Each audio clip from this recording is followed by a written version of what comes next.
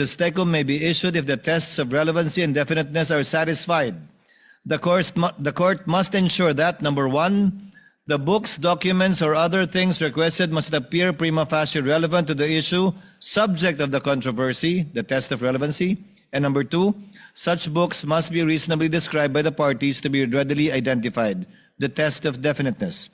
In the case of BSB Group Inc. versus Go, GR number 168644, the court stated that evidence is relevant when it bears such a direct relation to the fact in issue as to induce a belief in its existence or non-existence, and when it relates to a collateral fact from which the existence or non-existence of the principal fact may logically be inferred.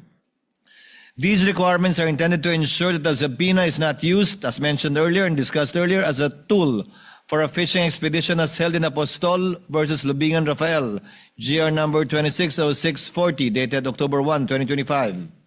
We are also aware of the ruling of the Supreme Court in H.C. Libenau versus Philippine National Oil Company, GR number L13463, quote, a general inquisitorial examination of all the books, papers, and documents of an adversary conducted with a view to ascertain whether something of value may or may not show up will not be enforced. However, after a careful examination of the records requested, the court finds that the requested documents meet the requirements set forth above. They are reasonably described, readily identifiable, prima facie relevant, and material to the allegations under Article 2. This is not the first time that bank records have been examined by an impeachment trial. During the impeachment trial of former Chief Justice Corona, the Senate, sitting as an impeachment court, granted the prosecution's request for the production of bank records. In granting that request, the court cited Section 2 of Republic Act number 1405, which expressly recognizes cases of impeachment as an exception to the confidentiality of bank deposits and the rights to privacy of depositors. As to the requested period from 2007 to 2021, the defense's objection is overruled. The respondents' invocation of what they referred to as offenses in term, quote unquote, in their memorandum, doctrine in Duterte versus HOR, does not avail. First, the documents requested under the subpoena ducis tecum will not be used to allege additional independent impeachable offenses. The court will not allow this in adherence to the doctrine laid down in Duterte v. HOR, as this will violate the respondent's right to be informed of the nature and cause of the accusations against her and her rights to due process at every stage of the proceedings. Rather, the court will only allow these records to be used to establish a factual baseline against which the respondent's assets, financial transactions, and business interests during her present term may be assessed. Establishing such a factual baseline is recognized in settled jurisprudence involving allegations that a public officer's wealth is manifestly disproportionate to the lawful income and financial capacity of the officer and the officer's spouse. As held by the Supreme Court in Concerned Taxpayer versus 𝗓𝗏𝗓 Jr., dated 8 June 2005, quote, in determining whether the properties acquired were manifestly out of proportion to the lawful income of the spouses, necessarily requires comparing their value with the spouse's salaries, benefits, other lawful income, and revenues from legitimately acquired properties or businesses. Further, in the case of Ombudsman V. Bernardo, GR number 18-1598, quote, respondents' beginning net worth must be considered for purposes of determining whether his disposable income was more than sufficient to justify his property acquisitions and foreign travels for the covered period, and whether he possesses the financial capability to acquire or purchase properties as reported in his SAL-N. Quote, such net worth of the respondent as declared in the statement filed by him or her from the first day of his employment with the government shall be considered as his true net worth as of such date for purposes of determining his capacity for future property acquisitions during his tenure as a public officer. Any unexplained increase in his net worth thereafter may fall within the ambit of the presumption provided for in Republic Act number 1379. The production, therefore, of the records from 2007 to 2021 is authorized strictly for that limited purpose only. Their admissibility and evidentiary use shall remain subject to the prosecution establishing their connection to the alleged unexplained wealth during the respondent's present term in relation only to Article 2 of the Articles of Impeachment.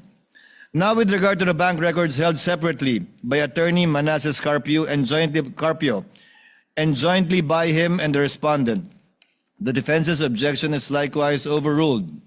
The respondent's reliance on Republic v. Eugenio is unavailing. That case involved only an ordinary civil inquiry into spousal assets that were not statutorily aggregated. On the other hand, Section 8 of Republic Act number 6713 requires public officials to disclose their assets, including that of their spouses. Their financial interests are therefore statutorily intertwined for purposes of disclosure. Respondent likewise insists on the separate legal personality and distinct right to privacy of Attorney Carpio, but this is likewise untenable. Article 75 of the Family Code explicitly provides, which is why the presiding officer earlier asked the property regime governing them. In the absence of a marriage settlement or when the regime agreed upon is void, the system of absolute community of properties established in this code shall govern. Under this regime, Article 91 dictates that community property shall consist of all the property owned by the spouses at the time of the celebration of marriage or acquired thereafter. Furthermore, the Family Code of personal information requiring strict scrutiny, quote-unquote, citing Zoleta versus Ombudsman. The court, however, in Zoleta did not really use the phrase strict scrutiny, but said strict adherence to the Data Privacy Act. Accordingly, Section 16B of the Data Privacy Act expressly states that the right to privacy does not apply when personal information is needed pursuant to a subpoena. Furthermore, Rule 5, Section 22F of the DPA, Data Privacy Act Implementing Rules, expressly permits the processing of sensitive information, personal information, when provided to government or public authority pursuant to a constitutional or statutory mandate, and when necessary for the protection of lawful rights, interests in court proceedings. Now, as to the 21 listed corporate entities and partnership, the requests are granted with respect only to 19 corporate entities and partnership. The respondent's connection to these entities is prima facie shown by the general information sheets in the articles of partnership, which have been pre-marked in evidence, and by her admitted SAL-Ns from 2022 to 2025. The request, therefore, is not considered as a fishing expedition, and subpoenas may issue for their peso-denominated accounts strictly only in relation to Article 2. However, the request directed to banking institutions concerning JTC Group of Companies and Pikimong Philippines Corporation are denied. Their general information sheets do not identify the respondent or her spouse as shareholders, and the prosecution at this time failed to show either a direct business interest or a clear and convincing basis to disregard their separate juridical personalities. As held in Pantranco Employees Association v. NLRC, GR 170689, and Lanuza versus BF Corporation, GR number 174938, the corporate veil may not be pierced on mere suspicion or speculation. Misuse of the corporation as an alter ego, conduit, or instrument of fraud must be clearly established. Absent such proof, these entities cannot be subjected to the compulsory process intended for another. As to the request for subpoena against the partnership of Carpio Lawyers, the same is granted with the following reservation: in adherence to Subido versus Pagante Certeza Mendoza and Binay Law Offices versus Court of Appeals, GR number 216914. The chair notes the practical reality that an examination of a law firm's bank accounts may incidentally disclose sensitive information relating to its clients and legal engagements. The court acknowledges that the partnership and/or the clients of Carpio Lawyers may seek appropriate remedies and to challenge compliance with applicable legal requirements, particularly in light of the potential legal implications, including concerns relating to attorney-client privilege, which may also be raised during the trial proper. Furthermore, the court must draw a legal firm line regarding foreign currency deposits. Foreign currency deposits are governed by Republic Act number 6426, particularly Section 8, which recognizes only one exception to confidentiality: the written permission of the depositor. This is also guided by the precedent arising from the 2012 Corona impeachment trial. On February 19, 2012, the Supreme Court issued a temporary restraining order in PS Bank versus Senate Impeachment Court, GR number 200-238, enjoining the Senate from opening the Chief Justice's Corona dollar accounts in the absence of a written waiver of the depositor. Accordingly, insofar as the request covers foreign currency deposits of the respondent, her spouse, separately or jointly, as well as the corporation and partnership, it is denied. Such accounts shall be excluded unless and until a written consent of the respective depositors is produced. The court now turns to the records held by the AMLC, or Anti-Money Laundering Council. As to the request directed to the Anti-Money Laundering Council, the same are granted with respect to the respondent, her spouse, and the 19 entities and one partnership for which a prima facie connection has been shown through the pre-marked general information sheets, articles of partnership, and the respondent's admitted salience. However, the requests as to JTC Group of Companies and Pikimong Philippines Corporation are denied for failure at this stage to establish a prima facie link, the respondent or her spouse and said entities, or any sufficient basis to disregard their separate juridical personalities as previously stated. The defense vigorously argues that AMLC is absolutely shielded from this court's compulsory process by the confidentiality provisions of Section 80 of the Anti-Money Laundering Act, as amended, and warrants that compliance would expose AMLC officers to criminal sanctions for breach of confidentiality. The court, however, finds this argument unavailing. Section 8A regulates unauthorized and arbitrary disclosures by AMLAC personnel. It does not and constitutionally cannot nullify the lawful subpoena powers of the Senate sitting as an impeachment court, where compliance with the lawful constitutional subpoena is a justifying circumstances that, if at all, would extinguish any penal liability under Article 11, Paragraph 6 of the Revised Penal Code for any person acting in obedience to an order issued by a superior or some lawful purpose. In the landmark case of Republic versus 𝗜𝗠𝗣𝗘𝗏, GR 2322724, the Supreme Court explicitly rejected the AMLC's attempt to quash a subpoena ducis tecum, ruling verbatim, quote, "The Anti-Money Laundering Council is not merely a repository of reports and information on covert and suspicious transactions. It was created precisely to investigate and institute charges against those suspected to commit money laundering activities. The criminal prosecution of such activities would be unduly hampered if we were to prohibit it from disclosing such information. For the Anti-Money Laundering Council to refuse disclosing the information required of it would be to go against its very function under the law. Further, as held by the Supreme Court in Sabio versus Gordon, GR number 174340, by parity explained that statutory provisions on confidentiality and exemptions from inquiry cannot be invoked to deny access to information by Congress in aid of legislation. It is therefore the position of this court that if the Sandigan Bayan pursuant to its subpoena powers cannot be denied AMLC records as well as the legislature in aid of legislation, it most certainly cannot be denied to the Senate, sitting as an impeachment court. The defense also vehemently objects to the production of AMLC documents by pointing out to the agency's own printed footnotes, which restrict the reports for intelligence purposes only, quote unquote, and explicitly state they are not to be used as evidence in any formal proceedings. The court, however, overrules this objection. The admissibility and evidentiary weight of documents in an impeachment trial are determined by the Constitution, the rules of court, and the judgment of the impeachment court, not by unilateral disclaimers printed by an executive agency on its letterhead. An administrative footnote or internal intelligence sharing protocol cannot rise to the level of a constitutional or statutory exclusionary rule. While the AMLC's internal protocols are validly designed to prevent premature leaks during ongoing investigations, they cannot legally operate to tie the hands of the impeachment court once the documents are lawfully subpoenaed. Because the requested suspicious transaction reports and covered transaction reports satisfy the threshold of prima facie relevance in tracing the alleged accumulation of unexplained wealth under Article 2, they shall be produced. The defense further invokes the 5-year record retention period under the AMLA regulations. The 5-year period is a minimum mandatory retention requirement imposed on covered institutions.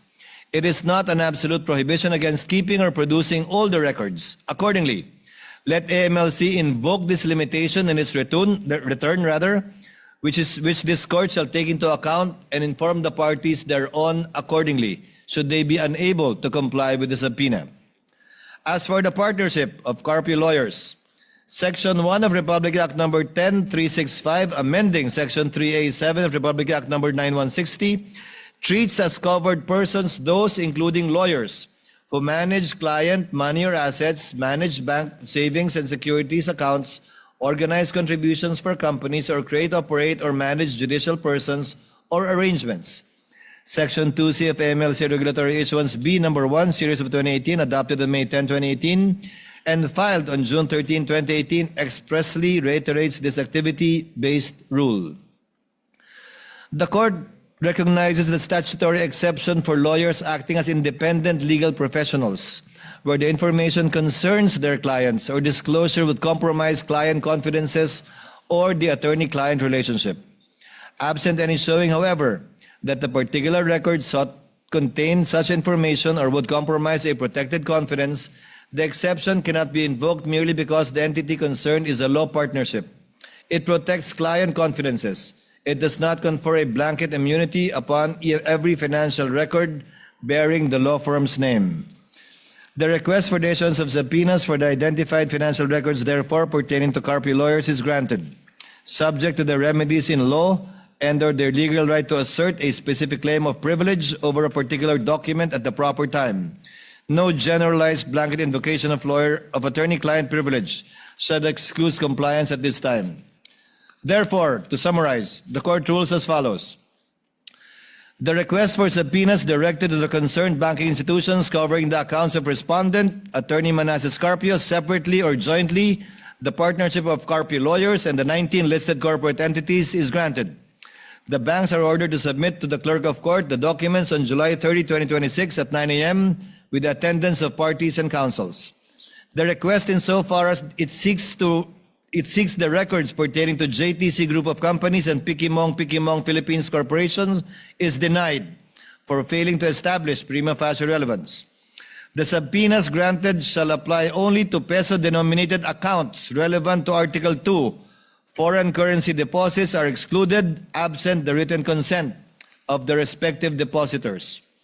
The subpoena directed to the Anti-Money Laundering Council, covering respondent Attorney Manasseh Carpio separately and jointly with the respondent, the partnership of Carpio and lawyers, and the 19 listed corporations and entities is granted.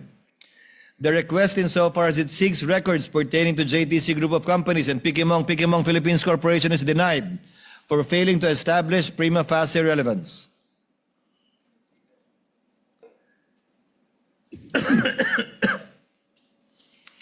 Finally, the court is cognizant of the Supreme Court ruling in Almonte v. Vasquez GR 95367, where it stated that a government privilege against disclosure is recognized with respect to state secrets, and it is not amiss to state that even matters of national security have been inquired into in appropriate in-camera proceedings by the court. Therefore, the court ex abundante ad cautela, or out of an abundance of caution, hereby directs, in order to prevent the unwarranted exposure of sensitive AMLC methodologies and information, to submit the records strictly in camera to the presiding officer through the clerk of court first on July 30, 2026 at 9 a.m., who shall review these documents privately before turning them over to the parties as may be warranted. The parties are directed to be represented by counsel on the aforementioned time and date for the proper inspection, comparison, photocopying, and or marking of these documents as the case may be. So ordered. Moving now on. BR. The impeachment court will now resolve the prosecution's request for the issuance of subpoena dated July 6, 2026, directed to the Commission or Internal Revenue. At the outset, the presiding officer reiterates and adopts by reference the court's citation of applicable rules regarding the issuance of subpoena ducis tecum, which forms an integral part of this order. The foregoing standards are deemed reproduced and shall govern the court's disposition of the present subpoena requests. After examining the records sought, the court finds that the requested documents meet the requirements set forth. They are reasonably described, readily identifiable, and prima facie relevant and material to the allegations under Article 2. However, the court, similarly, requests insofar as it seeks the records of JTC Group of Companies, Philippines Inc., and 𝗓𝗡𝗓𝗓 Philippines Corporation. The prosecution failed to establish a prima facie nexus between these entities to either the respondent or to her spouse. The records sought, therefore, do not at this time satisfy the requirement of prima facie relevance under Rule 21 of the Rules of Civil Procedure. The court also resolves the respondent's objection to the requested period from 2007 to 2021. They anchored their opposition on the Supreme Court's pronouncement in Duterte v. HOR that the basis of any charge must be for impeachable acts or omissions committed in relation to their office and during the current term of the impeachable officer. The argument, as stated earlier, fails because first, the documents requested under the subpoena ducis tecum will not be used to allege additional impeachable offenses. This court will not allow it. For the same reasons discussed in the court's earlier order, consistent with the same jurisprudence which are hereby adopted by reference, the court likewise holds that the requested records are sought to establish respondents' financial baseline and capacity only, not to inquire into or prosecute alleged impeachable acts occurring outside the present articles of impeachment. Accordingly, these records are required to establish a factual baseline against which the respondent's assets, financial transactions, and business interests during her present term may be assessed. We are also not without precedent. During the Corona impeachment trial, the Salens, prior to his appointment as Chief Justice in 2010, were presented on the January 18, 2012 hearing of the court. Likewise, evidence and testimony concerning properties and transactions before his appointment as Associate Justice were presented before the court on March 13, 2012. Therefore, the production of records from 2007 to 2021 is therefore allowed and authorized strictly for purposes of establishing a comparative baseline only. They shall not be used as proof of another independent impeachable offense. Their admissibility and evidentiary use shall remain subject to the prosecution establishing their connection to the alleged unexplained wealth during the respondent's present term. The defense's invocation of the Race to the Privacy Act is likewise unavailing. As previously stated, Section 16B of that law expressly states that the right to privacy does not apply when personal information is needed pursuant to a subpoena. Furthermore, Rule 5, Section 22F of its implementing rules expressly permits the processing of sensitive personal information provided to government public authority pursuant to a constitutional or statutory mandate and when necessary for the protection of lawful rights and interests and court proceedings. The court is likewise unconvinced by respondents' argument that the issuance of the subpoena will usurp the authority of the BIR under Section 5 of the NIRC. This court is not determining the tax deficiencies or civil liabilities which remain within the province of the BIR. It is exercising its constitutional mandate to determine public accountability under the Articles of Impeachment. Neither does the pendency of a BIR audit suspend or limit the Senate's exclusive jurisdiction to try impeachment cases. The respondent invokes Section 270 of the National Internal Revenue Code to prevent the production of the requested records. The objection is overruled in part. The Supreme Court expressly ruled in 𝗜𝗜𝗣𝗘𝗏 v. Spouses Olivan, GR 168771 that Section 270, quote, of the NIRC obviously does not address the confidentiality of ITRs. It merely penalizes the unauthorized disclosure of taxpayer information except as otherwise provided for by law. It does not bar the production of the documents.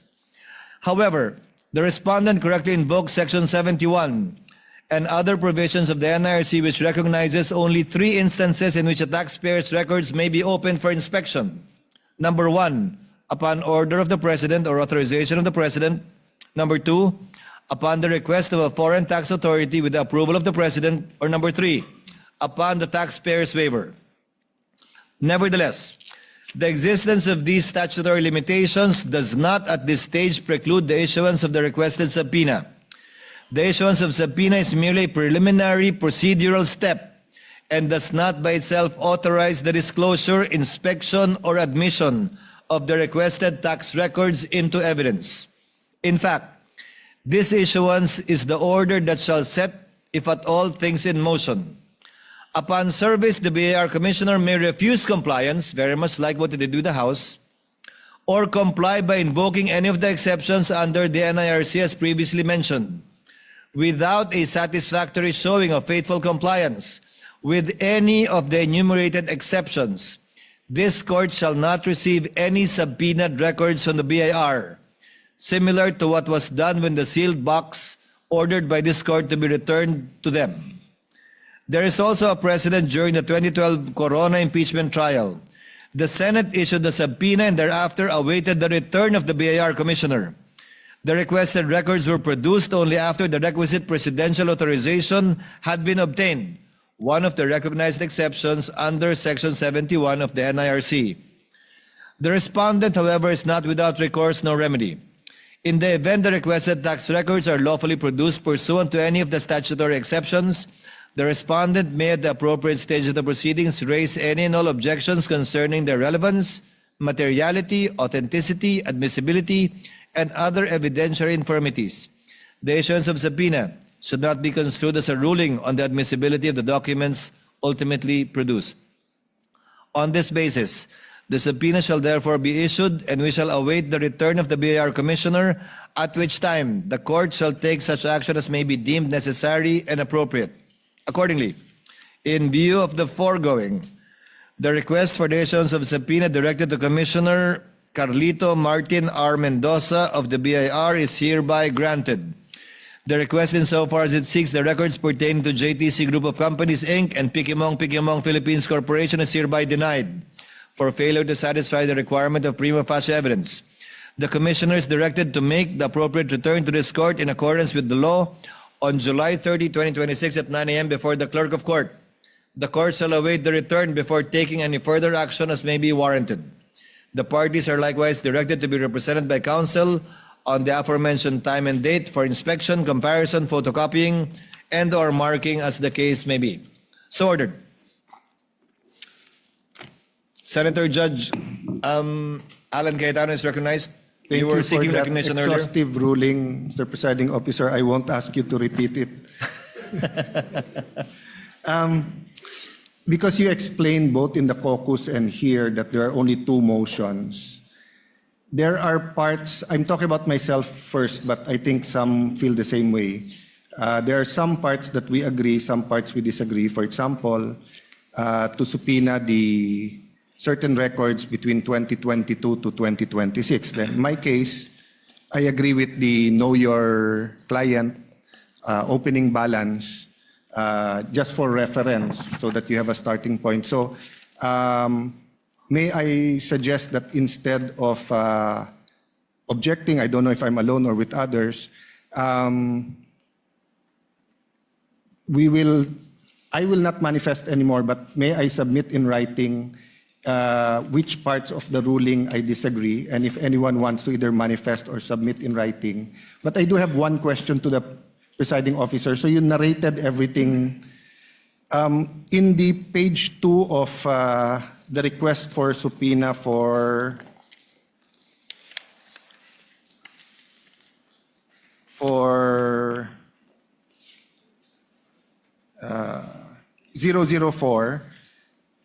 nakalagay, all records filed with, submitted to, or maintained by the BIR for taxable year 2007 to 25, including but not limited to.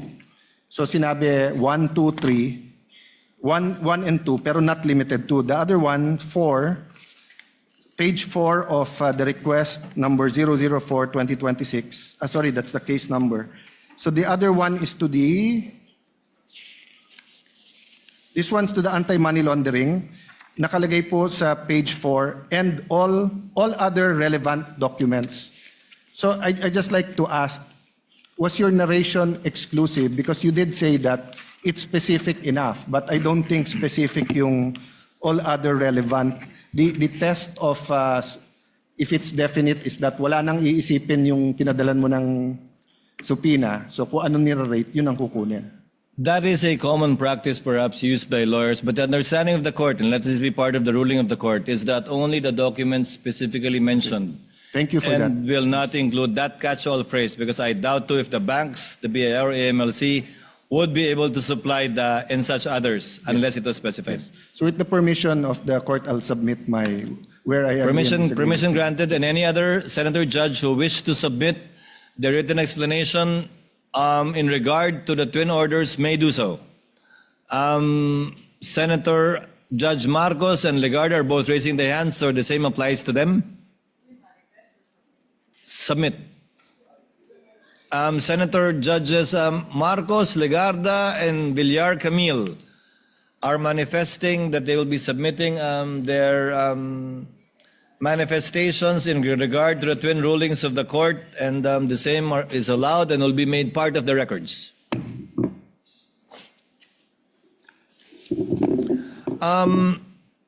For the information of the court, yes, Senator Judge 𝗜𝗥𝗜𝗘𝗏 is recognized. What is your pleasure, ma'am? Mr. Presiding Officer, I'll just make a short manifestation because The lady may proceed. Alan's written submission might be so long, it might just be easier for me to make my own manifestation. Para tumawa naman kayo, guys. Sobrang seryoso natin. But it is a serious topic. Very simply, Mr. President, personally, on the issue of the dates, no, for the submission of the,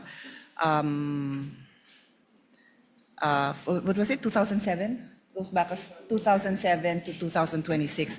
And the term of the Vice President in question is 2022 to 2026.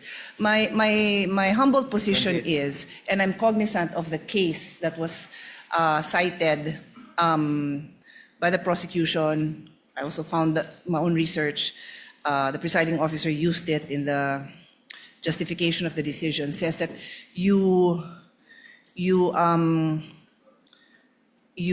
go back to set that baseline. I understand that. Madali naman siyang intindihan. Ang sa akin lang naman, in the interest also of considering the rights of the person under trial, we could have considered starting at 2022, and if there's more than, kung dun pa lang, it already shows that unexplained from 22 to 2026, there may be no reason to go back and at least respect that part of the record. So yun lang naman ang sa akin. Kasi hindi naman mahirap na tingnan yung 2022 to 2026. O hindi mo makita yung baseline pero may trend. Then dun, saka tayo pupunta doon. Diba? That's our way of showing respect also for the persons who are brought here to trial. But anyway, we submit to the ruling. I just wanted to explain that that could have been a middle ground, Mr. Presiding Officer. Thank you. Noted and well taken, Senator Judge 𝗑𝗓𝗓𝗏. Chair would now like to take up some administrative matters. We are in receipt of a motion to set conference for the transfer of markings and comparison of video exhibits filed by the prosecution. Since this was received only last Friday, the court was not able to act on it on their requested dates. Court therefore sets this to July 21, tomorrow at 9 a.m. Due notice is given to both parties for this purpose. Likewise, the court is in receipt, the presiding officer rather, as well as the Senate President, of a letter of manifestation signed by Senator Judge Marcoleta, citing a rule in the Arab impeachment trial and wanting his vote to be considered.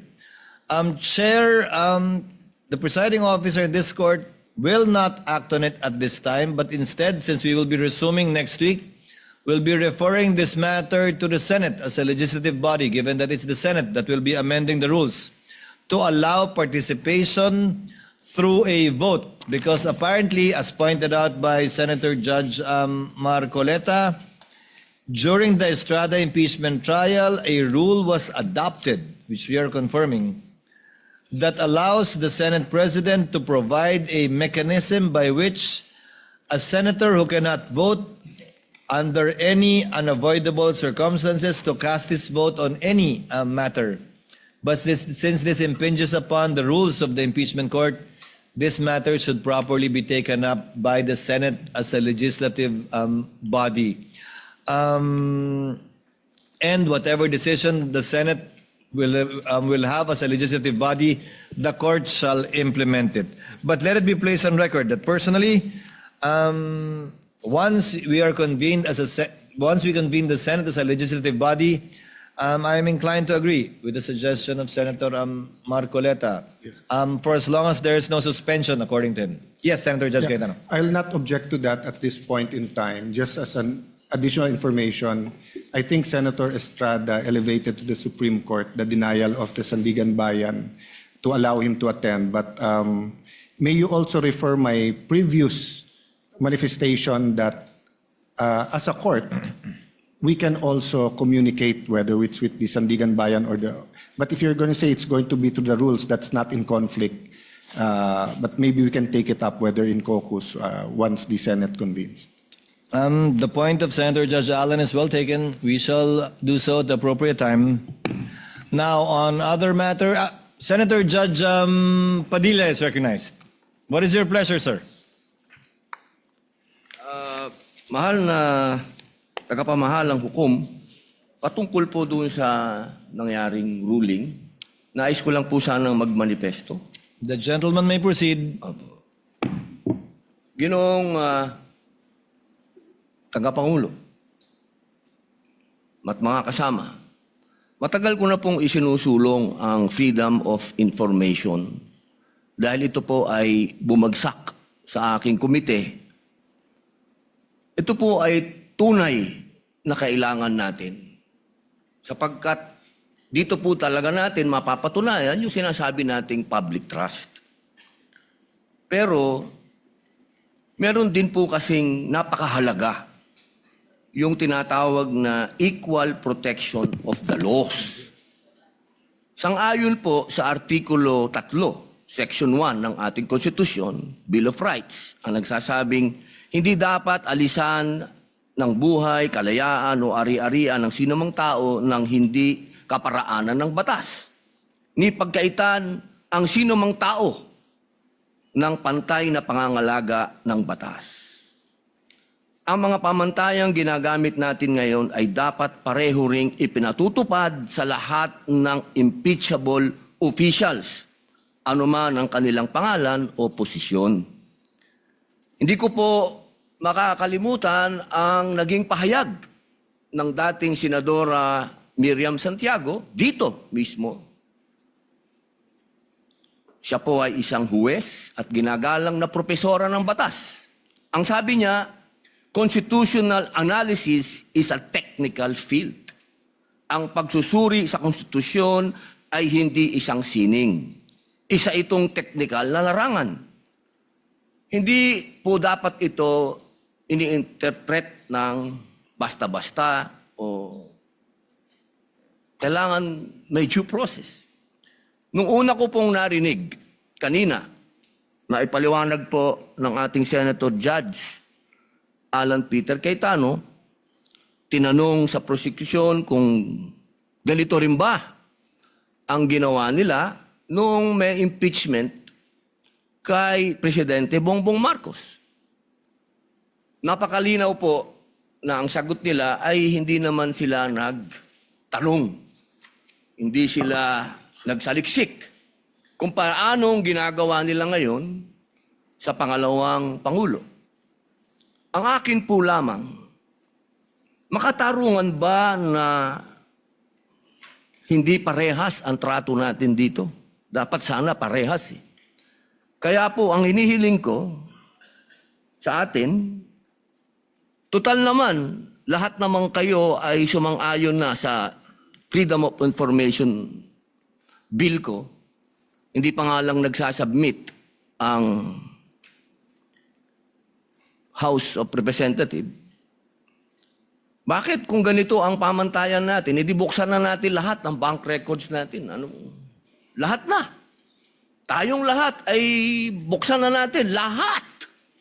Para mapakita sa taong bayan na wala tayong kinikilingan dito. Ito ay oras na para samantalahin natin ang pagkakataong ito na ipasa yung FOI. Kasi kung ganito, na parang meron tayong tinititigan sa tinitingnan, hindi maganda ito para sa taong bayan. Tandaan po natin, pantay-pantay tayo sa harap ng Diyos at ng batas. At hinihingi ko po sa inyo na ilagay sa record ang aking pagtutol sa ruling na ito. Maraming salamat. For the record, there is a pending bill as well requiring all public officials filing a SALN to execute a waiver in favor of relevant government agencies together with their SALN on top and in addition of the FOI bill filed by the Honorable Padilla na tinatalakay din po natin sa ngayon. Before proceeding on one more matter, may I inquire from the lead prosecutor or someone from the panel of prosecutors who their intended witnesses will be for tomorrow and Tuesday? Sorry, tomorrow and Wednesday. Forgive me.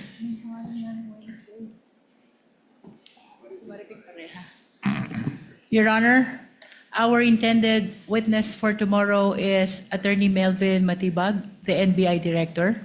And for Wednesday, Your Honor, it will be 𝗓𝗓𝗓𝗓𝗓 of the Legislative Archive Office of the House of Representatives, Your Honor. And on Wednesday, the bank officials? In addition, Your Honor, but considering that we only have Tuesday and Wednesday for trial, but after 𝗓𝗓𝗓𝗓𝗓, we will also be presenting the two land bank officials, Your Honor. Yes, because we issued a subpoena ad testificandum against these two bank officials to attend tomorrow and Wednesday. Yes, Your Honor. So for the information of the two bank officials, if they are listening, they may simply attend the Wednesday trial, not the trial tomorrow, although the subpoena indicates tomorrow and Wednesday. Would that be okay, counsel for Yes, Your Honor. panel for prosecutors, lead prosecutor rather? Yes?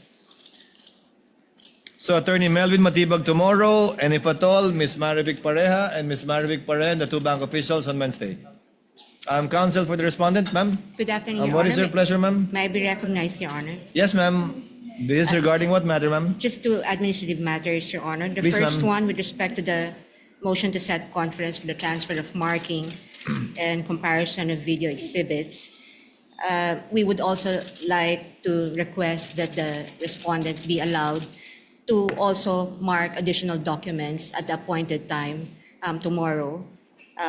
In effect, we're asking Also at the 9 same o'clock. latitude. Yes, Your Honor.